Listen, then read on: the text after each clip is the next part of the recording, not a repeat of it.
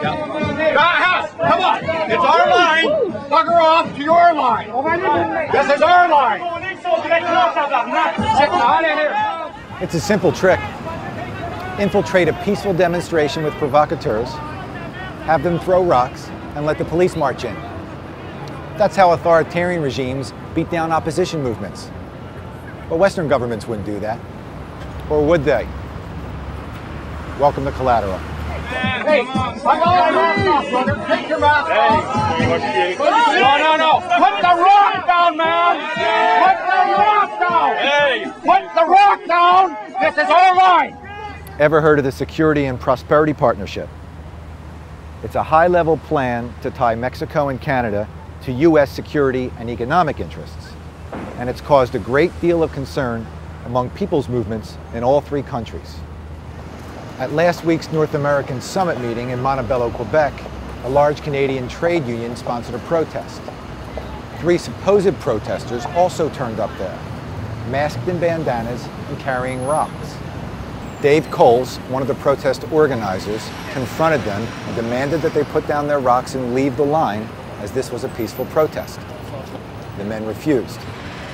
Then, a bizarre scene unfolded, which is captured in this YouTube video, which shows the men actually edging towards the police line as the police seemingly put them under arrest.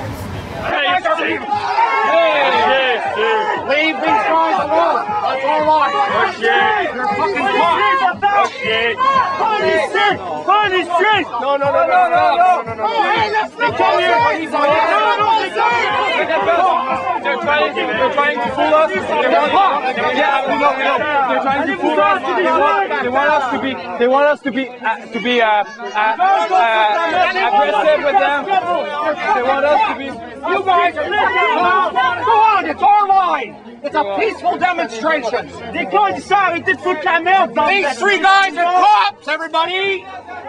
Put the rock down, cop. Police. Want to see your face. Let's stop here for a laugh and look at an incredibly opportune photo taken at this moment. The supposed protesters just happen to be wearing boots identical to those the police are wearing. The same tread pattern and the same yellow logo on the sole. Notice also that one of them tried to make his boots look anarcho by using spray paint and duct tape. Using provocateurs against dissenters doesn't only happen over the border. There's a long history of it in the United States, including the COINTELPRO operation of the 1960s and 70s, which targeted leaders in the civil rights movement. More recently, police provocateurs were likely used during the 2004 Republican National Convention in New York City. Think about what's going on here. The authorities are using provocateurs to create the impression that a peaceful protest spontaneously erupts into violence. It's criminal. It's a manipulation of reality to send a false message that protesters are somehow like terrorists, and that the state is justified in using violence to suppress them. No. Put the rock down, man.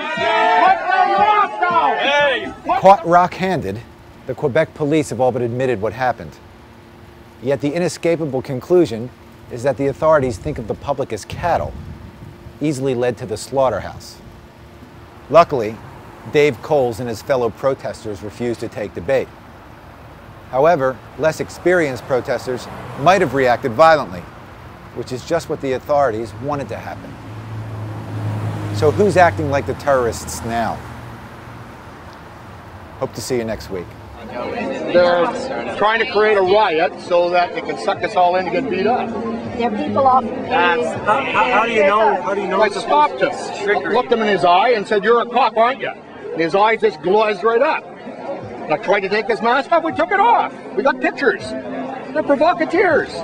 We got a peaceful group of young brothers down there, and we're going to ensure that these guys don't beat them up.